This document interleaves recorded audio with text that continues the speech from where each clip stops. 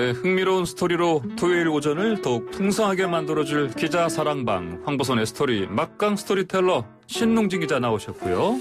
비주얼 담당 신웅진입니다. 네, 윤현숙 기자도 함께합니다. 안녕하십니까? 안녕하세요. 네, 명절 지나고 나면 어김없이 나오는 이야기 명절 증후군 아닙니까? 그런데 올해는 명절 증후군 좀 덜하지 않을까요? 어떻게 보십니까? 뭐 아무래도 고향 내려가는 사람들이 적다 보니까 좀 덜하긴 하겠죠. 특히 뭐 아무래도 고생하는 사람들이 며느리들일 텐데 어떻게 윤현숙 며느리께서는 저희 차례 지냈는데 네. 이번에는 이제 친척분들도 이제 오지 않고 네. 가족들끼리만 그냥 아주 단정하고 간략하게 지내서 평소보다는 굉장히 아주 간략하게 지냈습니다. 명절 증후군의 피로도는 좀 낮은 편이네요. 아, 그래요? 아무튼, 연휴 남은 이틀, 오로지 자기 자신을 위한, 나를 위한 시간으로 만들어보면 어떻겠습니까? 그래야죠. 뭐 이번에 축항스라고도 하는데 좀 네. 쉬어야죠. 축항스. 나를 위한 시간으로 만들어보면 좋겠는데, 자, 이왕이면 이건 뭐 좋은 영화 보면서, 좋은 음악 들으면서 이렇게 보내면 어떨까요? 어떻게 보세요? 좋죠. 네. 시간을 보내는데 좋은 영화 한 편만큼 좋은 친구가 없을 것 같습니다. 예. 네. 음악도 함께라면 더 좋겠고요. 그래서 오늘 기자사랑방이 영화사랑방 시간으로 꾸며보려고 하는 겁니다. 음악, 추억, 스토리 세 가지 키워드로 우리 세 사람이 영화 세 편을 한번 골라봤는데 스토리가 있는 영화 이야기 첫 번째 영화는 우리 신농진 기자가 골라왔죠. 일단 제가 이제 특히 어렸을 적에 영화를 봤을 때 하면 무조건 단관의 추억. 단관의 추억. 예. 어렸을 때 혹시 뭐 초등학교 때? 중학교 때? 예, 뭐 지금은 뭐 한 가지 영화를 네. 뭐 10군데, 100군데 뭐 그렇지 않습니까? 지금 전국에서 같은 영화를 틀어대고 그렇죠. 멀티플렉스가 이제 일반화되다 보니까. 근데 제가 청소년기 때문에도 단관 서울에서 극장 하나에서 영화를 하나 네. 이렇게 했었거든요. 네. 그 영화 제가 먼저 소개드릴 영화는 중앙극장에서 봤던 영화입니다. 그 극장에서 이제 영화를 매표를 하고 기다리면서 뭐 다음번에 나올 그 개봉 영화에 대한 그 팜플렛 같은 게 주르륵 있지 않습니까? 그런 거 보면서 이거 다음에 보러 와야 되겠다 이런 생각을 했기 때문에 그 당시에 영화는 곧 극장은 곧 영화였던 시절이 있었죠.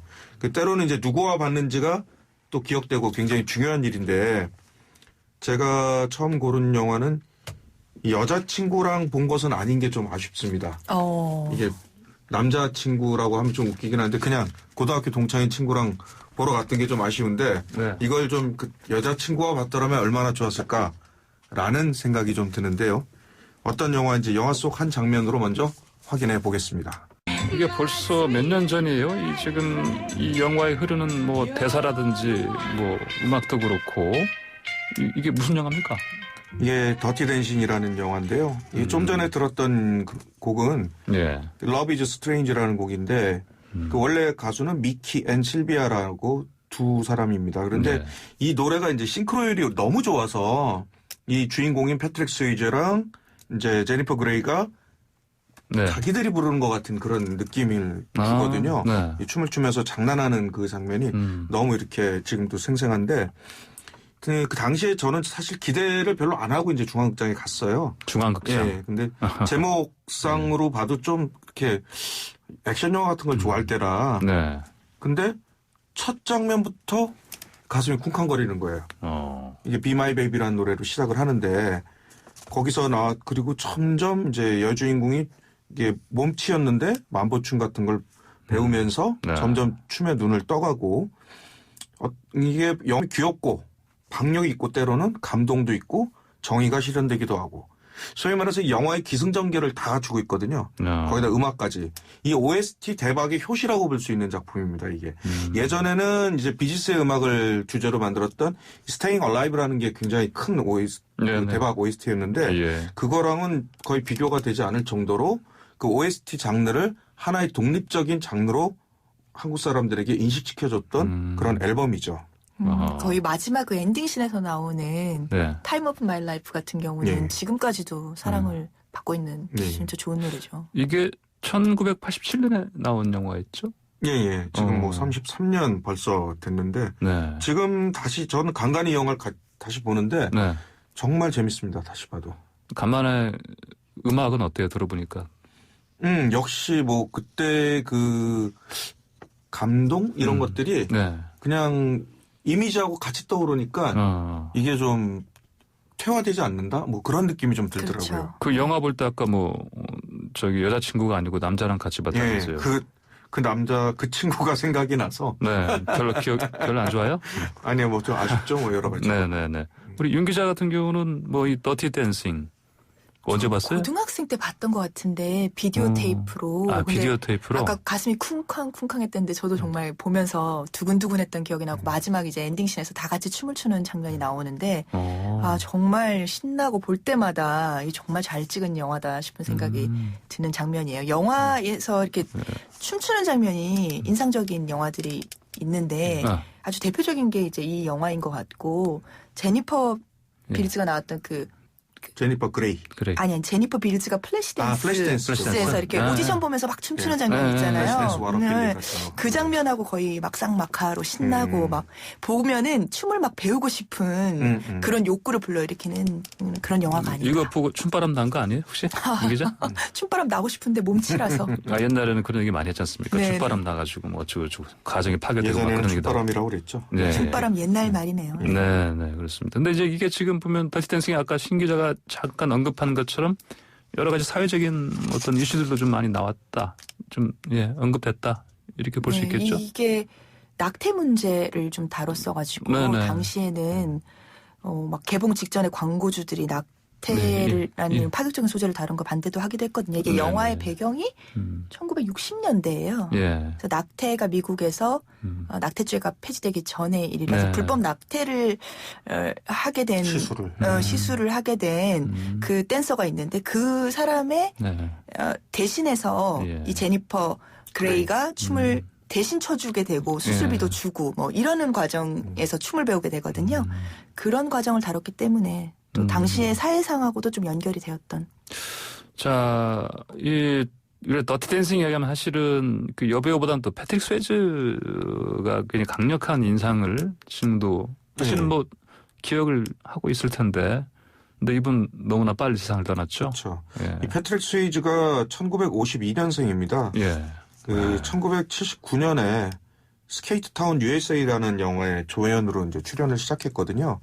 그 이후로 이제 필모그래피가 굉장히 길어요. 영화를 굉장히 많이 찍긴 했는데 그렇게 이제 크게 이제 히트를 하지는 못했었는데 이게 그 더티 댄싱으로 이제 스타덤에 확실하게 올랐고요. 그리고 이후에 기억하시겠지만 1990년에 개봉했던 고스트라고 우리나라 제목으로는 사랑과 영혼이었죠. 엄청 히트쳤던 영화였죠.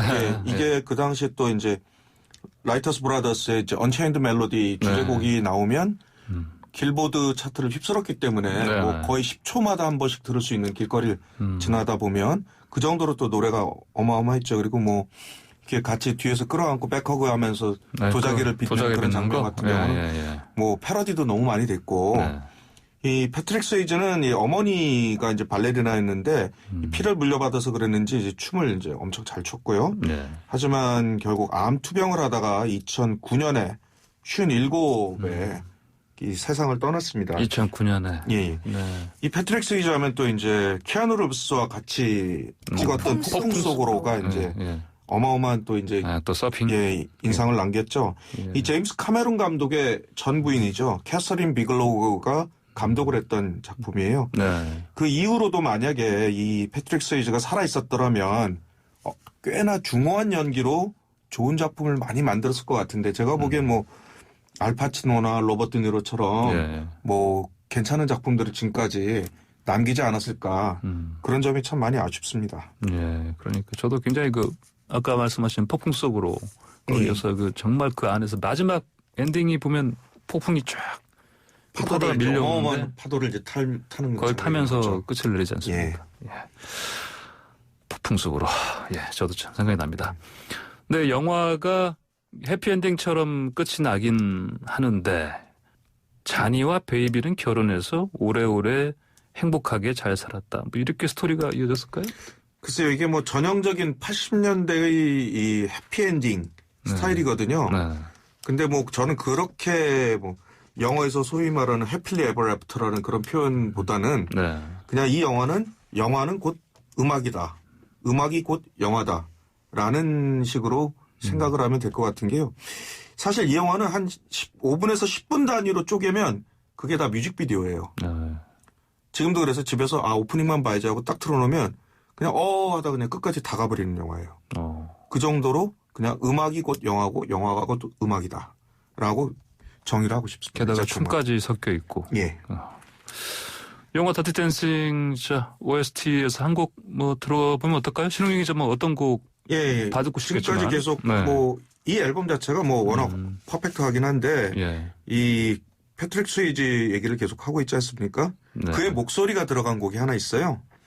뭐 She's Like the Wind라고 네. 그 노래인데 이 패트릭 스웨이지는 정말 연기면 연기, 춤이면 춤, 노래면 노래까지 그래서 신이 너무 사랑해서 일찍 데리고 간 사람이다. 발언과 함께 사라진. 윤 기자도 동의하십니까? 네, 좋습니다. 예, She's Like the Wind 한번 네. 들어보겠습니다. 네. 패트릭 스웨이지의 She's Like the Wind 듣고 오겠습니다. 자, 스토리가 있는 영화 두 번째 영화는 윤현숙 기자가 골라왔습니다. 어떤 영화입니까? 네, 조금 전에 소개했던 더티 댄싱이 80년대를 상징하는 영화 중에 하나라면 이 영화는 90년대를 상징하는 영화 중에 하나고요. 90년대 상징이요? 궁금하시죠? 네. 네, 아까 뭘까? 단관극장의 추억 얘기하셨는데 네네. 저는 개인적으로 이 영화를 제가 마지막으로 본 극장의 간판 그림이 이 영화의 포스터였어요. 그래요? 네, 그리고 비디오 테이프로 봤고요. 예. 네. 그때 그 시절에 우리가 사랑했던 홍콩의 모습이 담겨 있고 언제 봐도 저도 가끔씩 다시 보는데 언제 봐도 시간이 흘러도 변하지 않는 정말 최고의 로맨스 영화 중에 하나라서 골라봤습니다. 아, 그래요? 어떤 영화일지 한번 영화 속 장면으로 자, 확인해 보시죠. 아마도 40대 또는 30대 이상이라면 이 짧은 음성, 이 흥얼거리는 이 노래, 이 가락 듣고도 이 영화 어떤 영화인지 맞출 수 있지 않을까요? 네, 이 처음에 나왔던 TM미미라는 네네. 부분 이게 이 영화의 예. 제목이기도 합니다. 그래. 천밀밀. 천밀밀. 네, 방금 들은 장면은 그 주인공인 그 예. 이호 장만옥하고 여속군 여명이 예, 자전거를 타고 이렇게 홍콩의 번화가를 함께 누비면서 이렇게 같이 부르는 천밀밀을 같이 부르는 장면인데요. 예. 이 영화 아마 90년대에 워낙 히트쳤기 때문에 많이들 보셨을 거예요. 국내에는 1997년에 97년 개봉했던 영화고요. 96년에 제작해서 네. 7년에 그러니까 1986년부터 배경이 1996년까지 10년 동안 만나고 헤어지기를 반복하면서 친구에서 연인이 되는 그런 중국 대륙 출신의 두 남녀의 그 애절한 러브 스토리를 다룬 영화인데 몇 년간요? 10년간. 10년간. 네, 근데 단순한 로맨스 영화는 아니고요. 예. 대륙과 홍콩 또 뉴욕을 넘나들면서 이렇게 이들이 살아가는 그런 인생 행로를 짚어보면서 네. 중국과 홍콩의 역사 그리고 그 당대의 그 시대 상황 같은 것들을 절묘하게 예. 담은 수작입니다. 97년. 신홍진 기자는 이 천밀밀 중에서 어떤 장면 가장 소중한 기억으로 갖고 계십니까? 글쎄요, 뭐 보는 게 다들 좀 비슷했을 것 같은데 이 엔딩 장면인데 결국 네. 이 두 사람이 돌고 돌아서 이 뉴욕에서 등려군의 사망 뉴스를 TV로 이제 이렇게 보다가 이제 조우하는 장면이거든요. 네. 그러면서 이제 영화의 첫 장면으로 다시 넘어가요. 영화 첫 장면은 이 홍콩의 구룡역에서 이제 이게 알고 봤더니 서로 머리를 맞대고 졸고 있었더라는 거죠. 아. 그들은 그 당시에는 스포일러인데. 몰랐지만 그랬다라고 하면서 이게 약간 윤회 같은 그런 느낌도 들고 네.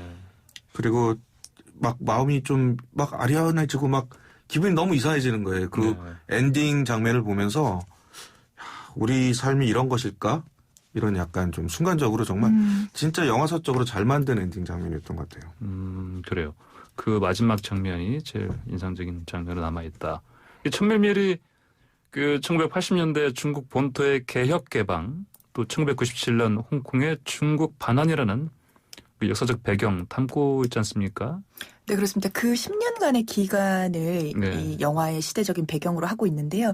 영화 속의 두 남녀 모두 그 80년대 개혁 개방 그 시기에 대륙에서 홍콩으로 건너온 네. 사람들로 이렇게 되어 있거든요. 예. 그래서 그 당시만 해도 홍콩이 기회의 땅이었어요. 그 기회의 땅인 홍콩에서 각자의 꿈을 쫓아가는 두 사람의 모습을 따라서 영화가 이렇게 쭉 진행이 되는데 남자 같은 경우는 아직 대륙의 순박함을 못 벗어서 좀 어리숙하고 여자는 굉장히 빠르게 홍콩에 적응해가지고 자본주의의 막 이런 맛들을 막 이렇게 네. 보여주는 그런 모습으로 나오는데 두 사람이 만나는 것도 그 자본주의 상징인 그 맥도날드라는 것도 네, 인상적인데 사실은 이 남자 주인공이 여자 주인공이 같은 대륙 출신이라는 걸 아는데 알면서도 일부러 속아주는 예, 모습. 낯선 홍콩에서 서로 이렇게 마음을 나누다 보니까 둘은 서로 계속 친구라고 하는데 이렇게 연인이 돼가는 모습. 그리고 결국은 각자 꿈을 이뤄요. 뭐 남자는 고향에 두고 온 여자친구와 결혼하고 여자는 다른 남자랑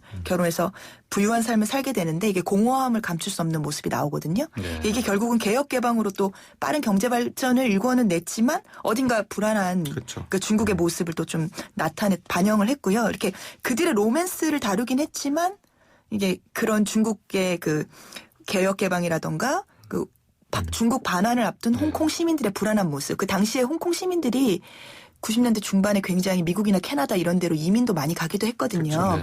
그런 모습이 영화에도 담겨요. 이게 남녀가 뭐 어떤 여러 가지 사정으로 이렇게 헤어지게 되는데 여자랑 남자랑 다 미국으로 건너가서 아메리칸 드림을 나름대로 일구면서 결국은 아까 말씀드렸던 대로 그 뉴욕의 한 거리에서 만나는 장면으로 끝나잖아요. 그러니까 이런 모습들이 굉장히 영화의 로맨스를 따라가는 것 같지만 그 당시 시대상들을 또 잘 담고 있어서 지금까지도 명작으로 손꼽히고요. 그러니까 지금의 홍콩의 모습 20년 정도 지났는데 지금의 그런 뭐 그 작년에 이렇게 그 민주화 시위에다가 올해 또 보안법이 통과되면서 공안 정국이 형성되고 있는 지금의 어떤 홍콩의 모습을 알면서 이 20년 전 영화를 보면 또 다른 여러 가지 생각들을 할 수 있을 것 같아요. 그렇죠. 이게 영화가 시작은 86년이고 마지막은 95년으로 이제 설정이 돼 있는데 이게 보면 그 10년 동안에 이 자본주의를 실험하던 중국 개혁 개방으로 그리고 그 당시에 또 성공하려면 홍콩으로 가야 한다라는 그런 흐름 그리고 이어서 결국 나오는 것이 아메리칸 드림 이 세 가지 축으로 이제 시대적으로 펼쳐지거든요. 이 당시에 이제 잘 나갔던 감독 중에 하나가 왕가희 감독 있지 않습니까? 뭐 중경상림이나 화양연화 이런 것들이 다 모두 홍콩 반환 그리고 그 불안감 이런 것들을 배경에 깔고 그 당시 홍콩 영화가 소위 말해서 최전성기를 이루고 그 이후로 사실 퇴조하는 그런 모습을 보이게 되죠. 근데 이제 왕가희 영화 같은 경우는 당시 시대 배경을 너무 잘 담고 있고 시대의 그 혼란스러웠던 홍콩 시민들의 마음을 가장 감성적으로 포착했는데 반대로 얘기하면 그때 당시에는 그 시대적 배경을 다들 공유했기 때문에 그 감성을 잘 이해할 수 있지만 세기말적인 감성이라던가 이런 것들을 이해할 수 있지만 지금 보면은 조금 이해가 안 되는 지점들도 특히 세상이 바뀌었으니까 공감할 수 있는 부분들이 조금 포인트가 다를 수 있어요. 근데 천밀밀은 그런 시대적 배경을 전혀 모르고 보더라도 그 두 남녀의 막 헤어지고 만나고 운명처럼 다시 막 헤어지고 그런 장면들이 또 로맨스 영화로 보기에도 손색이 없거든요. 그래서 굉장히 좋은 영화다. 뭐 자신의 경험들이 혹시 겹쳐져서 그런 거 아니에요? 그때는 공부 열심히 하고 있었습니다. 무슨 소리예요? 그거? 언론사에 입사하기 위해서 90년대는 공부만. 아 그래? 예. 근데 지금 우리 라디오라서 오디오만 나가서 그런데 표정은 안 그런데? 예. 우리 윤 기자는 웃고 계신데 동의하죠? 전 동의합니다. 네, 알겠습니다. 그 자세한 내막은 지금은 뭐 우리가 알 수는 없지만 나중에라도 한번 캐봅시다. 그 천멜밀은 20대 보면 엇갈리는 사랑만 보이고 더 나이가 들어서 보면 홍콩 사람들이 보이고 또 더 나이가 들어서 보면 술주정뱅이 강사나 죽어간 고모처럼 나름대로의 방식으로 사랑을 하는 다른 사람들이 보인다는 리뷰를 본 적이 있습니다. 두 분은 이번에 천멜밀 보시면서 어떤 면이 보였습니까? 저는 그 여명이 그 중국에 두고 왔던 약혼자 결국은 이제 어렵게 홍콩으로 와서 결혼하는데 사실은 이제 나중에 여명이 뒤늦게 그 장만옥에 대한 사랑을 깨닫고 이혼을 하게 돼요. 예전에는 그냥 두 사람의 러브 스토리에만 주인공인 두 사람의 러브 스토리만 관심을 갖고 보다 보니까 그 사람은 막 조연 막 사랑의 방해물처럼 보였거든요. 근데 지금 생각해보면 저 그 남자 하나만 바라보고 저 중국에서 홍콩으로 왔는데 이혼을 하고 어떻게 살아갔을까? 남은 그 여자 인생은 어떻게 됐을까? 사실 영화에선 조연이지만 누구도 사랑에 있어서 조연을 하고 싶은 사람은 없을 거거든요. 그러니까 그런 시각으로 시간이 지나서 이제 이 영화를 다시 보니까 이제 외전을 하나 만들어야 되겠네요. 그 남은 그 여성의 삶은 그 이후로 어땠을까? 또 이런 것도 보이고요. 아, 그래요? 그러면 뭐 그쪽으로 말씀하신 대로 외전으로 하나 좀 기자가 하나 좀 마련해서 한번. 씁쓸한으로 해야 될 것 같은데 천밀밀은 달콤하니까. 과연 씁쓸했을까요? 씁쓸했을까요? 비럴 스위트. 예, 알겠습니다. 자, 저는 이게 격세지감이 좀 느껴졌는데. 격세지감이요? 아까도 조금 말씀을 드렸습니다만 여기 보면 이제 여기 언어가 이제 나오는데 보통화라고 그래서 이제 이게 중국 본토의 말이에요. 이거를 쓰는 사람들이 홍콩에 와서 광둥어를 배우려고 막 그럽니다. 그리고 여기 주인공은 여명은 영어를 또 배운단 말이에요. 학원에 등록하면서. 그러니까 우월한 언어는 영어, 그 다음은 광둥어, 보통어. 지금 거꾸로죠. 지금 본토 중국말이 각광을 받고 있죠. 지금 홍콩에서도 보통화라고 그래서 그쪽을 많이 써야 돼요. 그렇기 때문에 확실히 경제도 본토가 확실히 커졌고 지금 뭐 미국과 맞붙을 정도의 사이즈가 됐기 때문에 25년 사이에 이 경제력이라든지 그런 생활상들이 완전히 바뀌었다. 진짜 요즘 친구들이 젊은 친구들이 보면 왜 중국 본토말을 버리고 광둥어나 뭐 영어를 배우지? 지금 전 세계 사람들이 중국 본토말에 열광하고 있는데 이런 생각이 좀 들더라고요. 그 천밀밀을 이야기하면서 등려군 이야기를 우리가 빼놓을 수 없지 않습니까? 제가 좀 조사를 해왔습니다. 1953년생이고요. 42살에 사망을 했습니다. 이 영화의 배경이었던 95년 5월 8일 날 이 등려군이 태국 치앙마이의 한 호텔에서 연인과 있다가 사망을 했거든요. 이 또 미인 방명이라는 말을 안 할 수가 없는데 이 등려군이 실제로 굉장히 아름답게 생겼어요. 미모가 아주 뛰어나고요. 개인적인 생각 아니에요? 아닙니다. 이건 누가 봐도 마찬가지고요. 좀 그 영화배우 우리 제키 챈이라고 불리는 성룡과도 이제 한때 연인 관계였고요. 그러면서 또 이중 스파이다라는 얘기가 있었고 또 이 죽음이 좀 석연치 않다라고 했는데 그 당시에 천식으로 인한 호흡곤란으로 이제 사망을 했다고 하는데 등소평의 초대를 거부했기 때문에 살해를 당했다라는 그런 음모설도 나왔었어요. 이제 중국 이름으로는 덩리준이고 영문 이름으로는 이제 테레사 탱이라고 했는데 70년대부터 이제 90년대까지 중국과 이제 일본에서 특히 굉장히 히트쳤는데 그래서 뭐 낮에는 등소평, 밤에는 등려군 이 등씨가 이제 중국을 지배한다라는 그런 말이 나올 정도였습니다. 중국 노래 뭐 1000곡, 일본 노래 260곡 정도 불렀다는데 리메이크 뭐 지금도 뭐 어마어마하고요. 정말 그녀 자체가 워낙 영화 같은 삶을 살았기 때문에 이 어떻게 보면 이 천밀밀에서 나오는 등려군은 영화 속의 영화로 간주해도 될 만큼 그런 드라마틱한 삶을 살았다라고 할 정도로 아주 그냥 국민 가수죠. 중국의 국민 가수. 등려군 하면 이 영화에서 장만옥과 여명이 같이 좋아하는 가수로 나오면서 이들이 만나고 헤어질 때마다 이 등려군의 노래가 사이사이에 이렇게 삽입되면서 또 이야기의 흐름을 이렇게 이끌어주는 역할을 하거든요. 이 영화를 보신다면 누구나 다 등려군의 테이프를 나라도 사고 싶다고 할 정도로 아름다운 목소리로 좋은 노래를 정말 많이 소개해 주거든요. 그래서 꼭 한번 같이 들어보고 싶었습니다. 아, 그래요? 자, 그러면 어느 곡으로 저는 들을까요? 등려군이 부른 월량 대표 아적심 같이 들어보겠습니다. 월량 대표 아적심 이게 무슨 뜻일지. 달빛이 내 마음을 대신하죠. 월량 대표 아적심. 알겠습니다. 자, 같이 들어보시죠.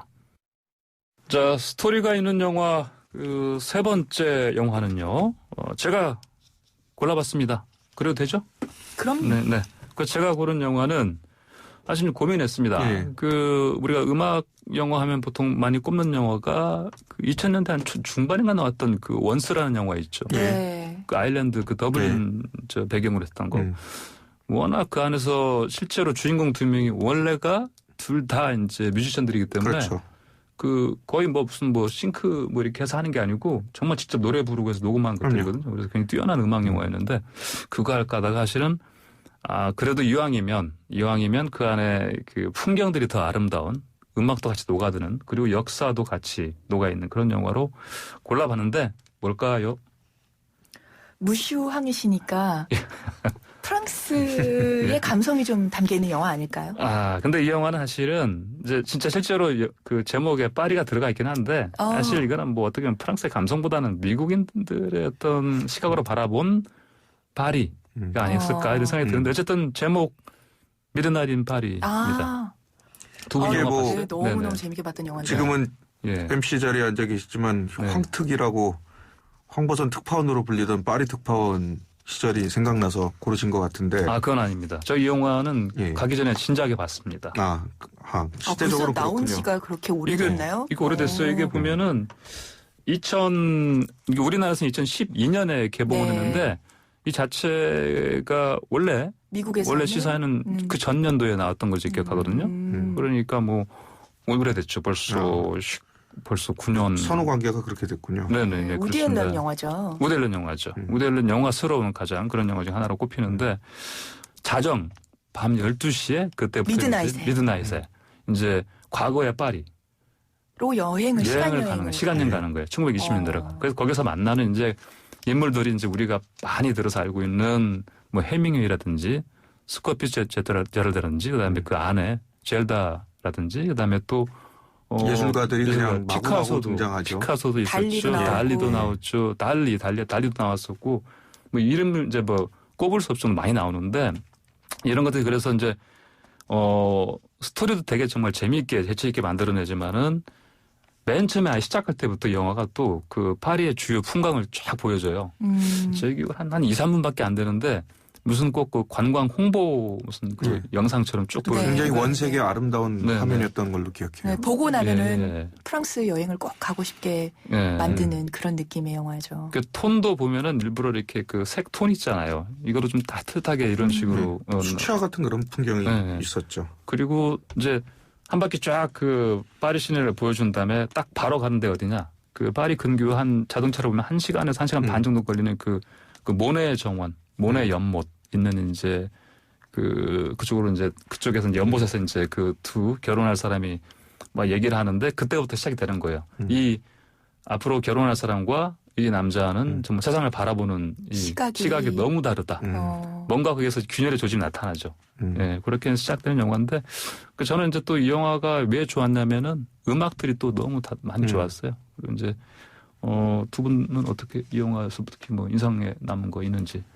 이게 사실은 가장 최근 영화인데 좀 헷갈려요 저는. 왜냐하면 등장인물이 워낙 많이 나오고 그 안에서 중요한 그 예술가들이 그리고 배경 지식이 좀 있어야 좀 이야기가 조금 좀 더 쉬운 그런 영화라. 저 등장인물이 누구인지 그 사람의 개성을 알고 있어야지 영화 보는 재미가 좀 더. 그래서 저는 이걸 다시 한번 뜯어봐야 되겠다라는 생각이 들 정도로 가장 최근에 본 영화인데 가장 헷갈릴 정도로 약간 좀 배경 지식이 좀 있어요. 우디 알렌 영화가 원래 좀 생각할 게 많다라는 게 좀 그런 특징이 있는데 그 앞에 소개한 두 개의 영화랑은 조금 결이 좀 다르죠. 그 생김새 여기에 나오는 이제 워낙 등장인물이 많은데 또 한 가지 우리가 이거 뭐 관전 포인트라니 그렇고 정말 거의 흡사할 정도로 겉모습이 비슷하게 그 등장인물들을 캐스팅을 했어요. 제가 그렇죠. 보기엔. 그 원래 그 원 인물들의 그 초상화라는 게 바라보면 정말 진짜 흡사해요. 싱크로율이 굉장히 높다. 뭐 그런 걸 보는 재미도 있죠. 최명희도 그렇고 뭐 이제 거기 이제 그 콜 포터라고 있죠. 그 피아노 연주하는 장면 그거 나오는데 그 사람도 그렇고 그다음에 거트드 그 슈타인 여기도 마찬가지고 뭐 그다음에 그 키 작은 누구였죠? 로트렉이었나? 그 물랑루즈 그 이렇게 그림 그린 화가. 물랑루즈 화가. 일본풍으로 하시는 그림과 마찬가지인데 근데 그거를 이제 보면은 야, 이렇게 정말 그 우디 앨런이 그런 뭐 고증이라든지 그런 걸 되게 디테일이 굉장히 강한 그런 감독이 나는 것도 봤었고 또 이게 내뱉는 그 진술 있잖아요. 발언은 하나도 대부분이 다 이렇게 보면은 특히 이제 해밍웨이 거 같은 경우는 실제로 거의 했던 말 거의 끄집어내서 얘기를 하고 뭐 그런 거 됐습니까? 뭐 말을 하는데 정말 그 간결하게 그 쓸데없는 말 다 빼고 그다음에 문장을 만들 때에도 다 더 쳐내고 쳐낼 때까지 쳐내서 더 이상 쳐낼 수 없을 때까지 문장을 써야 된다. 이런 말도 나오고 그래서